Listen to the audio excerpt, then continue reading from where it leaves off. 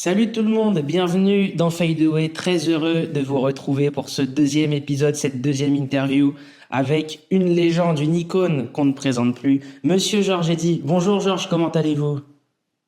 Très bien, bonjour à toutes et à tous. Très heureux donc de vous retrouver. On a plein de choses à évoquer ensemble. Cette actualité dingue en NBA. On va revenir sur les finales, sur Victor Wembanyama, sur Tipeee. On va parler de l'équipe de France qui joue ce soir. Au moment où on enregistre ce podcast, on va aussi un petit peu parler de vous. Donc on a beaucoup de choses à évoquer. Mais d'abord, commençons par parler de cette NBA, l'actualité qui nous oblige à faire un focus donc sur la Grande Ligue, cette actualité dingue. Il y a beaucoup de mouvements, beaucoup de trades. Jalen Brown qui part aux Sixers, LeBron James qui quitte les Lakers, Giannis à Miami, Ja Morant, Kawhi Leonard qui ont bougé aussi. Vous, c'est quoi votre regard sur cette actualité NBA et tous ces joueurs qui bougent de partout? C'est excitant parce que le changement provoque plein de remous dans les clubs et chez les fans des différentes équipes NBA. Ce qu'on constate au niveau de tendance, c'est que les joueurs très chers sont de moins en moins à la mode. Et dès qu'un joueur coûte très très cher mais n'a pas un rendement maximal, il devient une cible soit pour un échange, soit pour ce qu'ils appellent un salary dump, où on donne le joueur pour pas grand-chose afin de se débarrasser de son trop gros salaire pendant plusieurs saisons. Donc tout ça, c'est par rapport aux nouvelles règles ces dernières années instaurées dans la NBA par rapport à la masse salariale, les différentes limitations. Plus on dépasse la masse salariale, plus on est pénalisé. Donc, on paye des gros salaires et après, on paye des pénalités au-dessus. Et certains clubs peuvent monter à entre 2 et 300 millions de dollars de budget et salaire à cause de ces pénalités. Et évidemment, personne n'a envie de payer ces taxes supplémentaires. Donc maintenant, les clubs se construisent comme San Antonio et Oklahoma City à travers la draft avec des jeunes joueurs qui coûtent moins cher pendant leur contrat rookie. Et après, l'idée, c'est d'avoir peut-être une ou deux très grandes stars payer le salaire max, mais entouré de beaucoup de jeunes joueurs qui coûtent moins cher. Et donc, l'idée d'avoir 3 stars avec le salaire max, c'est plutôt à la mode parce que vous passez rapidement dans le territoire où vous payez des gros taxes. Donc, ça explique pourquoi Jaylen Brown a été échangé pour pas grand-chose. Pour le draft, un swap et un premier tour, plus un joueur souvent blessé avec un salaire max, Paul George qui a 35 ans. Donc, on a l'impression que Boston n'a pas eu grand-chose pour un joueur qui est quand même deuxième top 5 NBA, Jaylen Brown, qui a fait sa meilleure saison statistiquement la saison dernière. Mais bon, après, quand on regarde dans les stats avancées, les stats analytiques, Jaylen Brown n'est pas si efficace que ça. Et Boston base beaucoup de ses décisions sur les stats analytiques, donc les statistiques au-delà des stats classiques, les marqueurs, rebondeurs, passeurs. Ça va beaucoup plus loin maintenant. Et eux, ils ont décidé que c'était plus intéressant de tenter le coup avec Paul George, récupérer des tours de draft et surtout utiliser l'argent du méga salaire de Jaylen Brown sur d'autres joueurs dans un an ou deux. C'était ça leur tactique. Mais bon, dans les médias, les gens ont l'impression, vous avez donné un super joueur pour pas grand-chose. C'est un peu le discours qu'on entend dans les médias américains. Mais bon, on voit ça de plus en plus souvent. C'était pareil pour Trae Young, pour Anthony Davis à Washington. On voit alors Antetokounmpo, c'est différent parce que Miami a donné beaucoup pour Antetokounmpo, mais lui, il n'a que 31 ans. Il a encore 5 saisons au plus haut niveau pour aller chercher des titres avec son nouveau club. Donc là, on peut comprendre que cet investissement-là est assez logique pour Miami. Mais bon, ils ont quand même donné beaucoup de joueurs, de jeunes joueurs de talent, beaucoup de tours de draft. Mais bon, c'est un peu la fin de l'ère de ce genre de transfert, je trouve. On verra de moins en moins souvent ça. Même Doncic a été échangé pour beaucoup moins que sa valeur. C'était même le pire échange de l'histoire entre Dallas et les Lakers. C'était bon pour les Lakers, mais pas pour Dallas. Oui. Donc, en fait, le paysage évolue sur le plan financier et ça explique pourquoi, à la limite, les clubs veulent des jeunes joueurs pas chers, mais de talent, avec pas trop de stars et pas trop de gros salaires. Ça devient la nouvelle formule pour le succès dans la NBA. Il y a aussi LeBron James qui a quitté les Lakers. Est-ce que vous y attendez à voir LeBron partir et vous le voyez signer où? Bon, moi, j'étais sûr qu'il allait partir parce que Los Angeles veut repartir de l'avant et construire autour de Doncic. Donc, il faut une deuxième jeune star avec l'argent qui a été payé à LeBron. Donc, c'est à peu près 50 millions de dollars. Donc, ils peuvent avoir un super joueur plus jeune à côté de Doncic. Et ça, c'est le plan. Bon, l'ère LeBron a donné un titre. Il a été encore bon malgré son âge cette saison. Mais pour les Lakers, leur intérêt, c'est de voir les 5 prochaines saisons autour de Doncic pour aller chercher un nouveau titre, voire plusieurs. LeBron, lui, il est vraiment à la fin de sa carrière. On peut imaginer qu'il va chercher un club où il peut être le 3e ou le 4e option et chercher le titre tout de suite. Donc, ça peut être une équipe comme Miami, éventuellement Golden State, même si ça va être une équipe vieillissante, mais il y aura quand même des grands joueurs, mais plutôt vieillissants. Donc, je les vois pas favoris par rapport à Oklahoma City ou San Antonio à l'ouest. Mais bon, ça va être la réunion des champions olympiques, Steve Kerr, Curry et LeBron qui s'entendent bien. Ça peut être un dernier hurrah pour la saison prochaine pour ces joueurs-là. Une sorte de jubilé permanent pendant la saison et peut-être une petite place en play-off à la fin.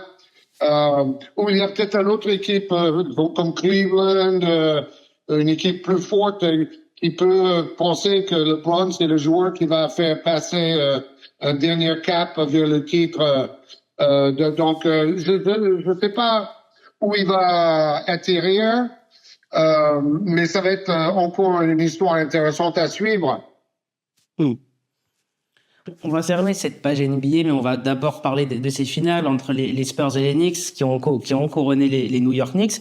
Pour vous, c'est un beau champion, c'est mérité pour New York? Totalement. Ils ont été plus intelligents, plus tactiques et plus expérimentés que San Antonio.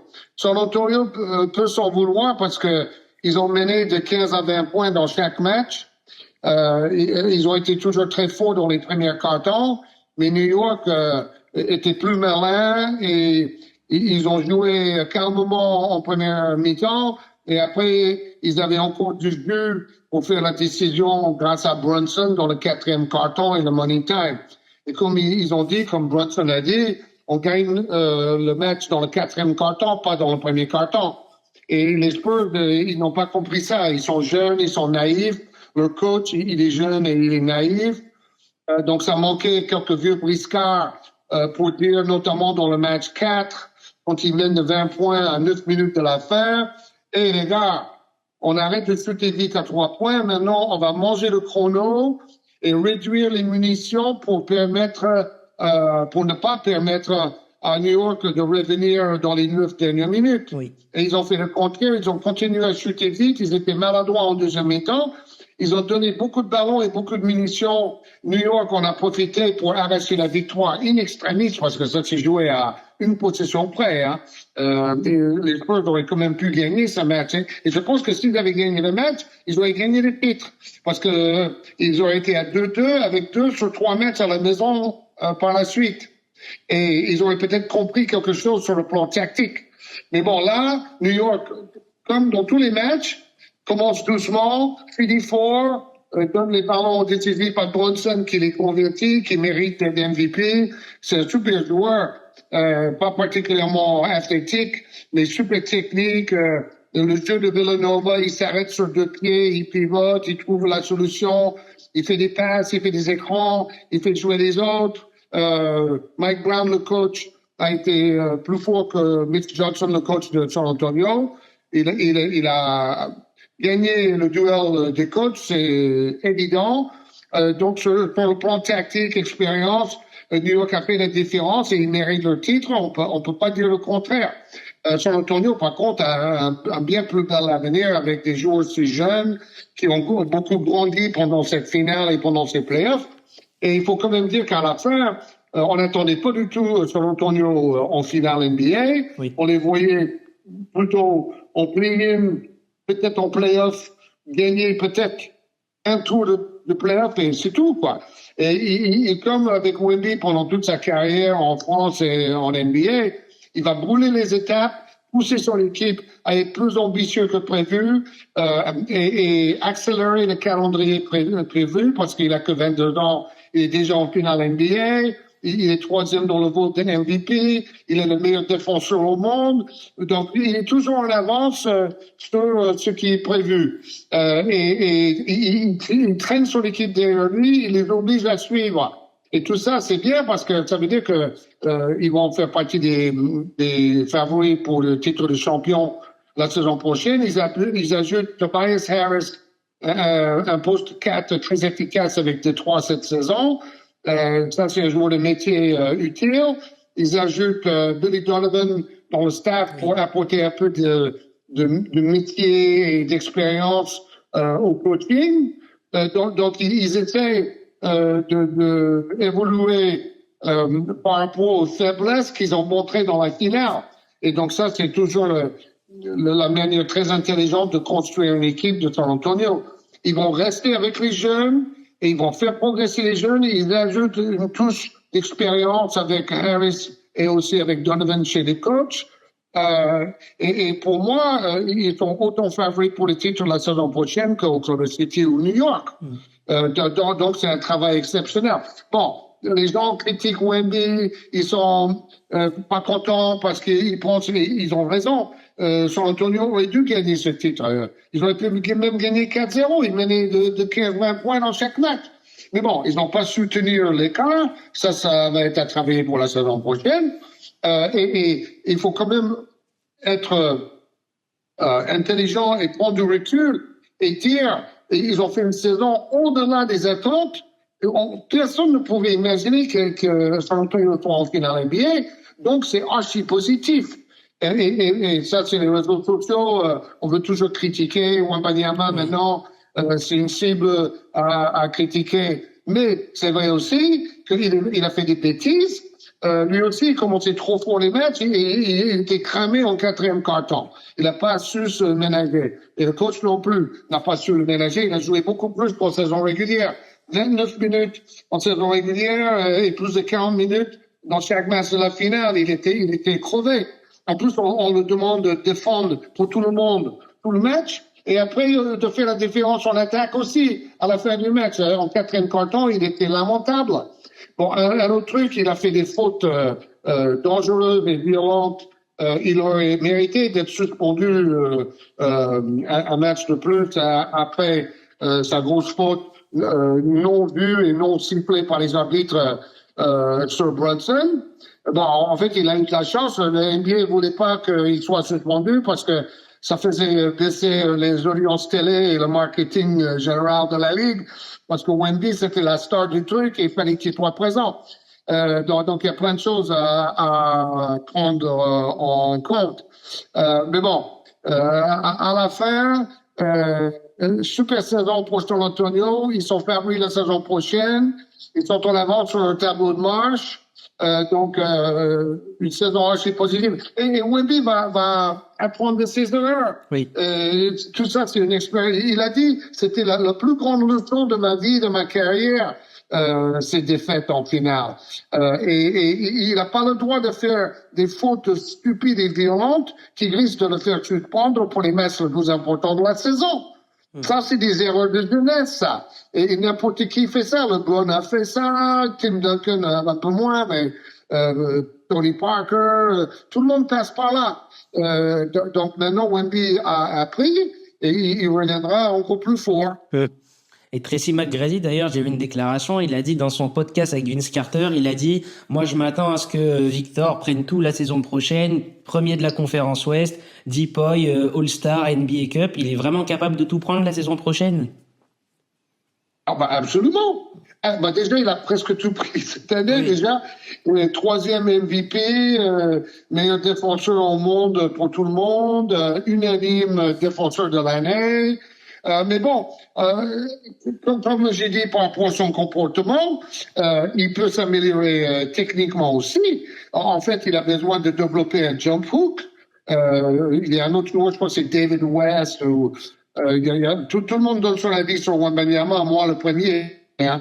Il a besoin de travailler plus près du panier. Les alley-oops, c'est super, mais il faut avoir autre chose dans sa panoplie technique.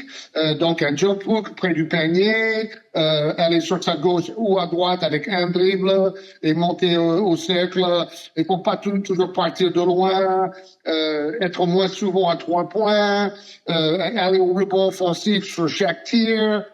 C'est là où Wembanyama va progresser énormément. Parce que quand il devient même encore plus costaud musculairement et qu'il domine sous le panier, alors là, personne ne peut l'arrêter. Il fait 2,26 m. Il est doué, il est mobile, il a de la détente, il est même adroit. Il peut développer un petit shoot au lancer franc imparable. C'est-à-dire, comme David West d'ailleurs, ou comme Jokic. Jokic, il est à droit à 3 points. Il est à droit partout, Jokic. Il fait tout. À la limite, il faut que Wemby se développe un peu comme Jokic a fait. Tous les ans, il va rajouter un mouvement, un shoot de plus dans sa panoplie technique.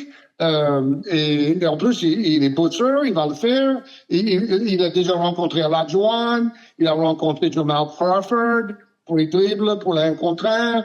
Donc, il faut qu'il aille rencontrer tous ceux qui peuvent l'aider. Shaquille O'Neal, Dwight Howard, peu importe. Chacun peut apporter quelque chose. Il a rencontré Kevin Garnett aussi. Et c'est comme ça qu'on apprend et il est assez intelligent pour le savoir. On va fermer cette page de Victor Wembanyama, mais on va parler de l'équipe de France parce que aujourd'hui on est le 3 juillet au moment où on enregistre ce podcast. Les Bleus jouent 2 matchs là de qualification à la Coupe du Monde.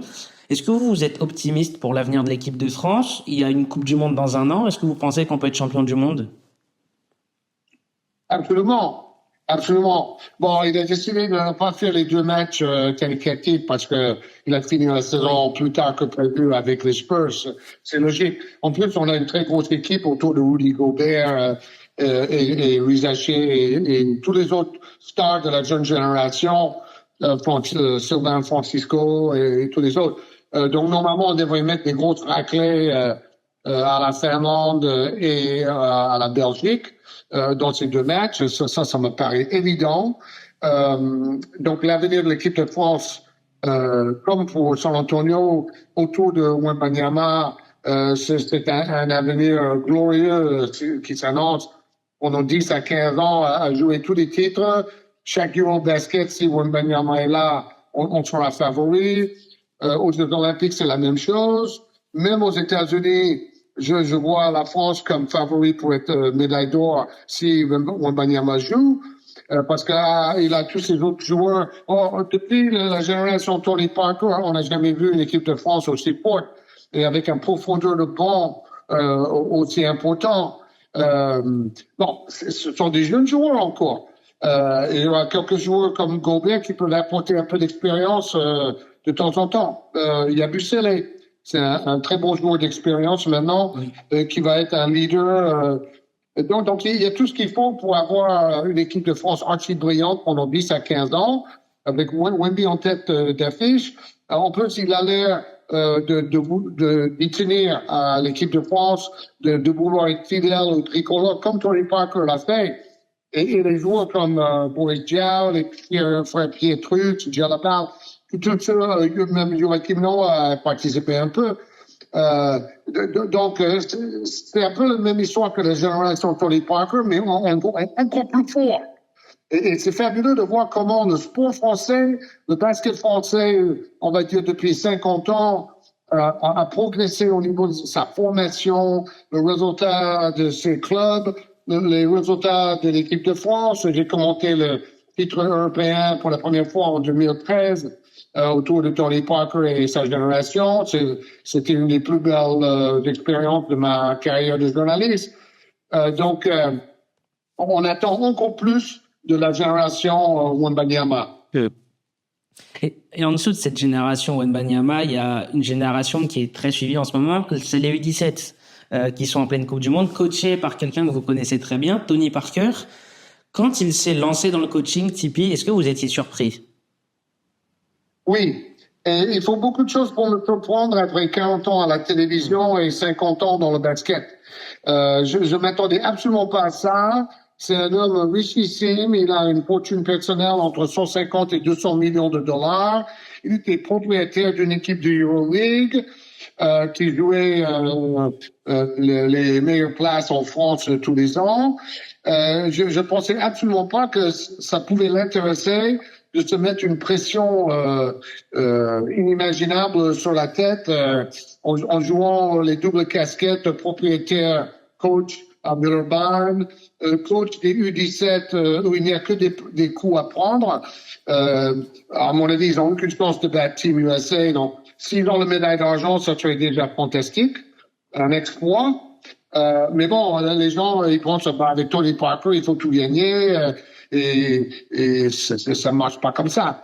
Après, il a fait venir des gros actionnaires supplémentaires à Villeurbanne pour avoir un des 5 plus gros budgets en EuroLeague la saison prochaine. Bon, il va avoir une pression colossale sur le dos parce que si il n'est pas, on va dire, au Final Four de EuroLeague, les gens vont dire que c'est un échec, que Parker c'est pas un bon coach. Il y a que des coups à prendre. Bon, après lui, il espère, je pense, aller coacher en NBA, où il pourrait à nouveau toucher un très gros salaire. Il est habitué à toucher ses 10 millions de dollars par an. Mais bon, il y a des étapes à franchir avant qu'un club NBA fasse confiance à Tony Parker pour coacher leur équipe. Hein. Les places sont chères. De head coach en NBA. Mais bon, il a de l'expérience, il a gagné des titres, il est archi connu là-bas. C'est pas du tout impossible qu'un jour il soit head coach en NBA. C'est même tout à fait faisable. Mais bon, je suis quand même surpris qu'il avait envie de se mettre toute cette pression. Bon, c'est la compétition qui a dû lui manquer, être dans le feu de l'actualité, parce que quand on est propriétaire, on est plutôt dans l'ombre, on est un peu moins sollicité. Donc c'est peut-être ce côté un peu star système qui lui a manqué. Et maintenant, en tant que coach, il est à nouveau en première ligne. Les journalistes vont venir le voir tous les jours. Et je pense que cette attention lui manquait quelque part. Donc à lui de réussir, je lui souhaite de réussir parce que ce qu'il a fait avec Villeurbanne, on peut critiquer certaines choses, notamment le choix de certains actionnaires qui n'étaient pas très sérieux. Mais à part ça, il a quand même gagné une place permanente en EuroLeague pendant des années. On n'avait aucun club français en EuroLeague du tout. Donc Parker et Monaco aussi, ils ont réussi des beaux parcours. Mais Parker, il peut regarder Monaco et voir à quel point c'est fragile ce succès au plus haut niveau européen parce que ça coûte cher. On peut perdre beaucoup d'argent et ça peut se casser la gueule. C'est ce qui est arrivé cette saison à Monaco. Donc bon, à lui d'éviter ces pièges et de réussir son coup, il est parfaitement capable. Donc peut-être ça serait bien pour lui de moins se disperser parce que il aime bien être propriétaire des chevaux, travailler dans le vin. travailler dans l'hôtellerie. C'est un homme qui aime bien être un peu présent partout, Oui. mais peut-être pour être coach de très haut niveau, il va falloir qu'il se concentre essentiellement sur son métier de coach de haut niveau. En plus, ça peut être très rémunérateur aussi, mais il a intérêt à vraiment être à 100% là-dedans, parce que s'il se disperse, les critiques vont tomber rapidement, et surtout s'il n'a pas de résultat, on sait que c'est impardonnable au plus haut niveau. Mais bon, encore une histoire qui va être magnifique à suivre. Je lui souhaite bonne chance. Eh ben, on lui souhaite bonne chance aussi. Georges, on est obligé de parler de vous. J'ai la chance de vous avoir ici. Vous êtes un pilier du basket français. Pour moi, quand on parle de basket français, on est obligé de parler de Georges Eddy. Quand vous avez commencé à commenter la NBA, pas beaucoup de gens savaient qui était Michael Jordan. Aujourd'hui, la vision du basket en France, elle a énormément évolué et vous y êtes pour beaucoup. Est-ce que vous vous rendez compte de l'impact que vous avez eu sur plusieurs générations? Bah, forcément, oui, parce qu'on me le dit tous les jours. Vous avez bercé mon enfance. C'est un peu grâce à vous que le basket français a pu avancer ces dernières années. Bon, j'étais loin d'être le seul, hein, et j'ai joué un petit rôle sur le plan médiatique. Mais bon, les joueurs de la génération Parker, ils ont grandi en regardant mes commentaires sur la NBA et sur Canal+. Et ils ont tout dit, c'est ça qui leur a donné envie d'aller jouer en NBA un jour.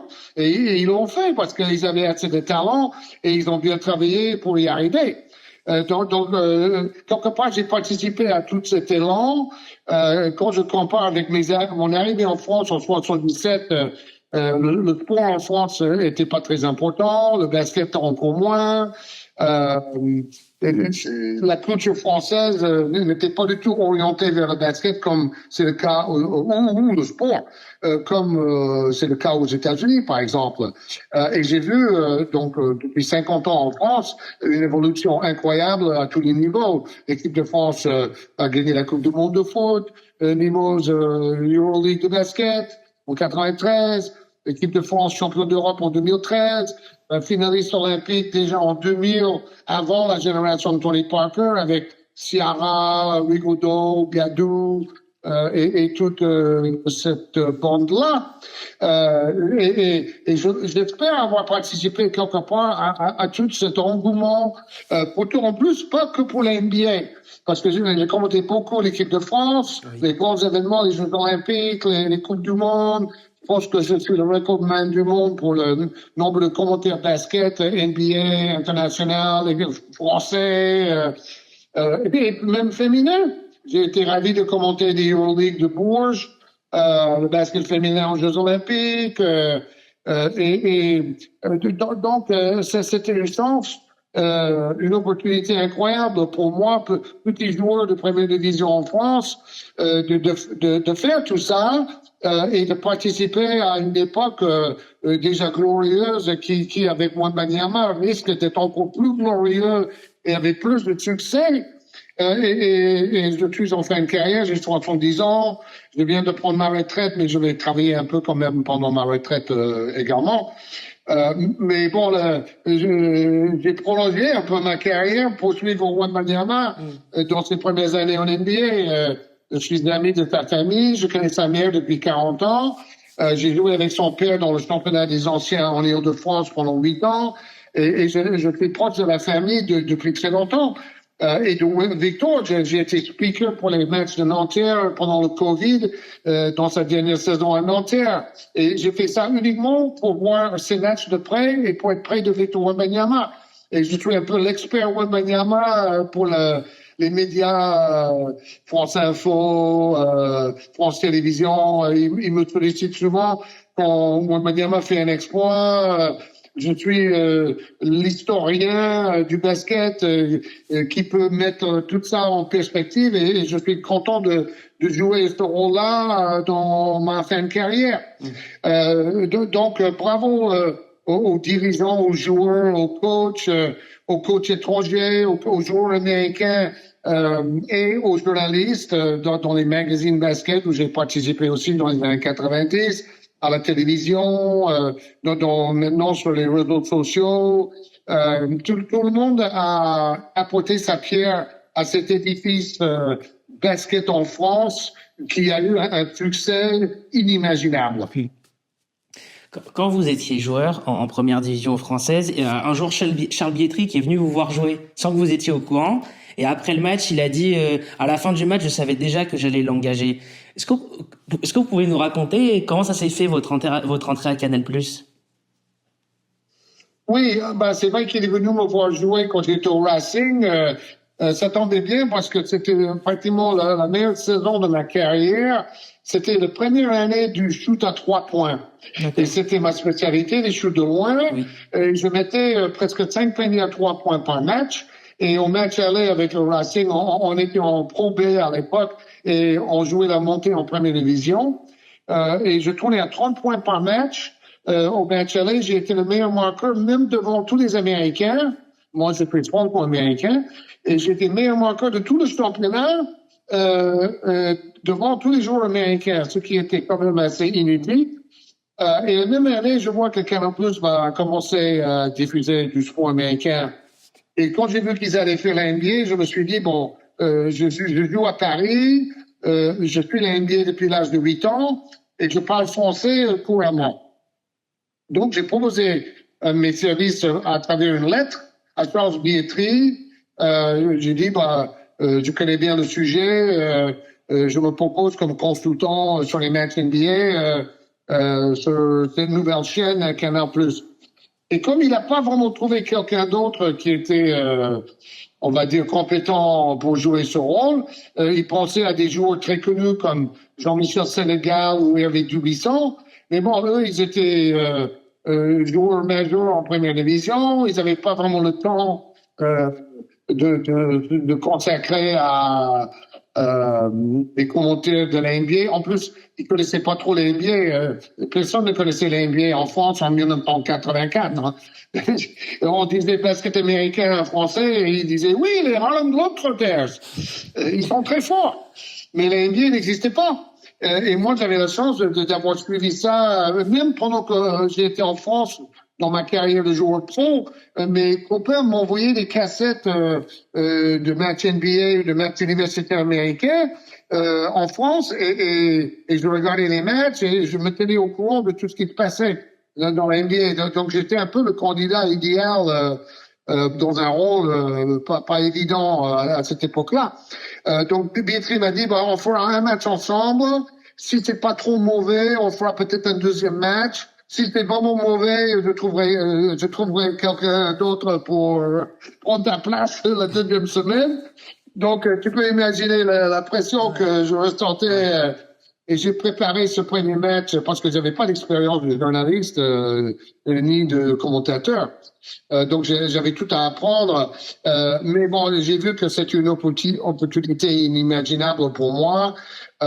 Et donc, Bietri a compris que j'étais prêt à travailler comme un fou pour tout apprendre de ce métier, préparer les commentaires, commenter les matchs, regarder les matchs pour faire mon autocritique, chercher des informations qui étaient rares dans la presse américaine. Il n'y avait pas Internet. Hein.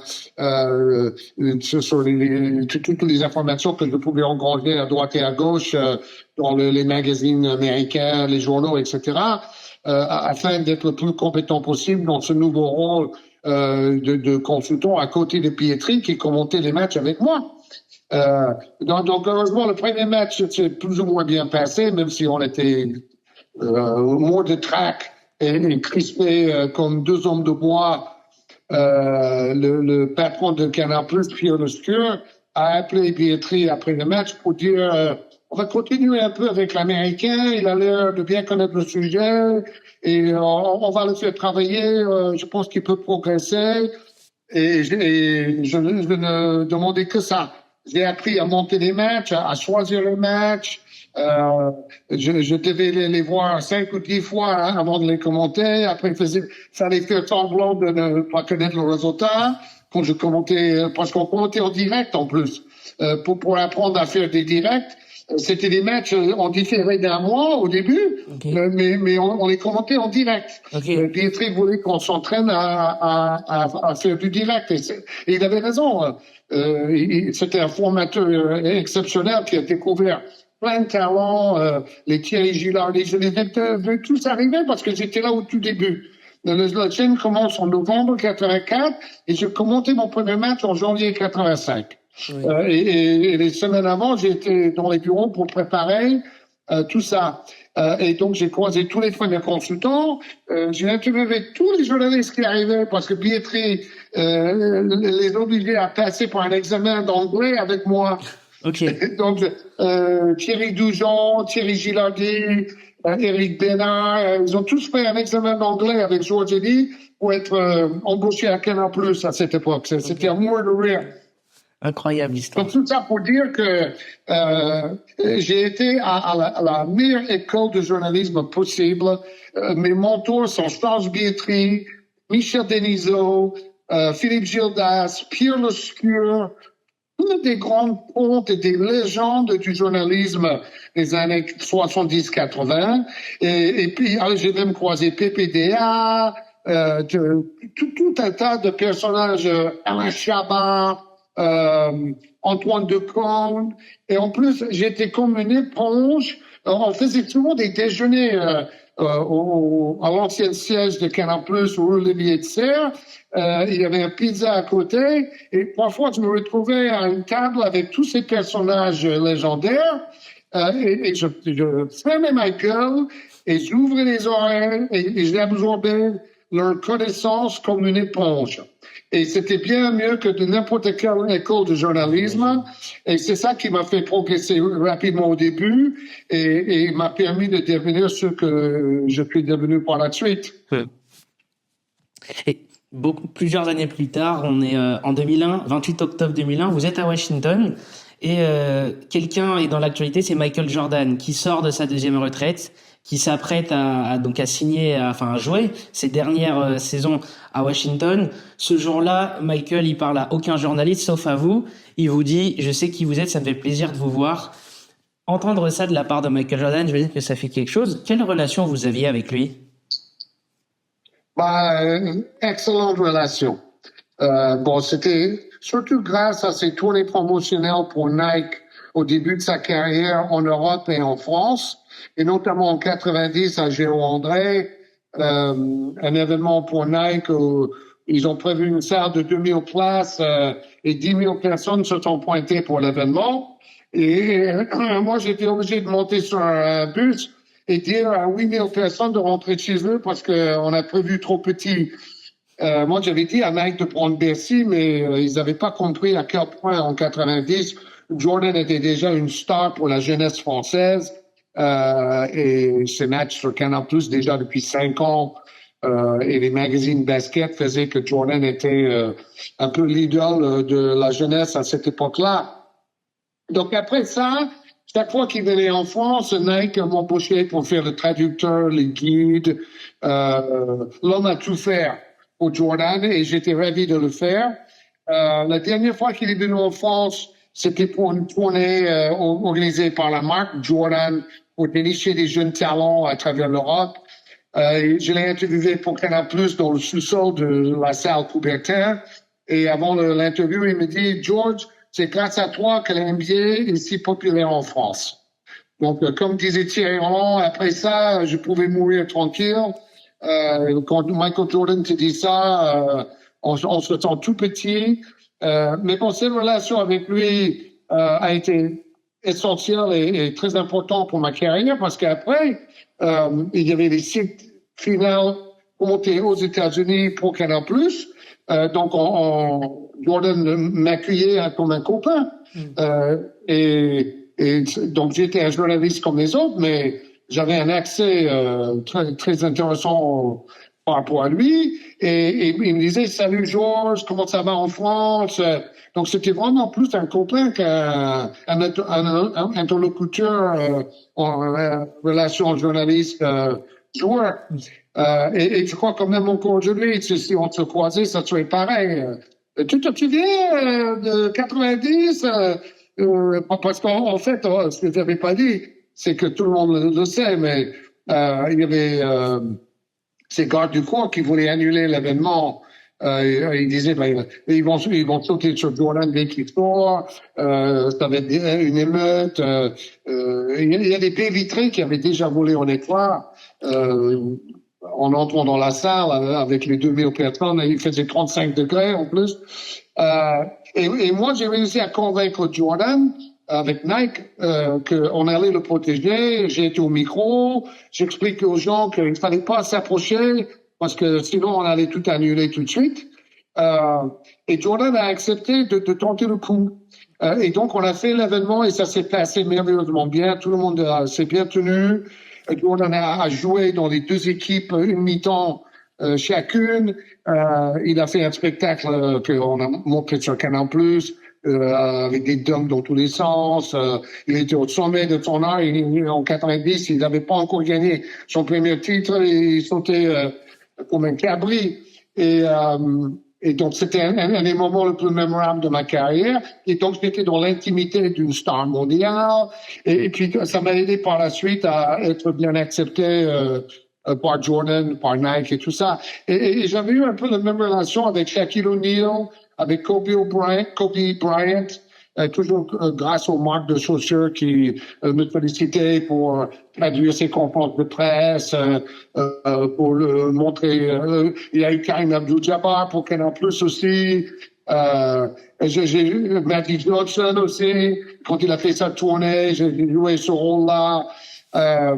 Donc c'était vraiment une des choses les plus exceptionnelles que j'ai vécues en tant que journaliste, c'était d'être proche de ces méga stars qui étaient les idoles de mon enfance et de mon âge adulte. Hein. Donc ça reste un très très grand souvenir.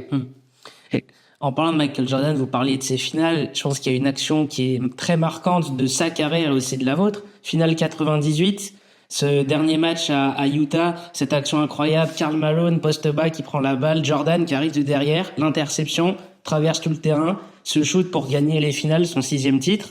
C'est quoi le souvenir que vous avez aujourd'hui de cette action? Je crois que c'est le plus grand moment de ma carrière. Si on me demande de sortir un moment clé, c'est ce moment-là parce que c'était la fin d'une époque. On a fait les 6 titres en direct sur Canal de Jordan dans les années 90. Là, c'était le dernier titre. Il est excellent en défense, il intercepte le ballon. Il est excellent en attaque, il marque le panier de la victoire. Il est clutch. Donc, tout ce qu'il a fait dans sa carrière exceptionnelle et unique, probablement le meilleur joueur de tous les temps, est réuni dans ce moment-là. Un adversaire de taille, Utah, Jordan à la hauteur de l'événement, même au-delà. Donc, les gens me disent, le plus grand moment de ta carrière de commentateur, c'était quoi? Je dois citer ce moment-là parce que ça cristallisait de tout un tas de choses, la montée en puissance de la NBA sur Canal+. Au début, c'était des matchs en différé. Après, c'était des matchs en direct. On allait aux États-Unis tous les ans pour le All-Star Game en direct et les finales en direct. Je n'aurais jamais pu rêver mieux en tant que commentateur que d'aller faire les finales NBA avec Jordan en direct. C'était un rêve réalisé, quoi. Donc, après, on me demande souvent quel est le plus beau match que tu as commenté.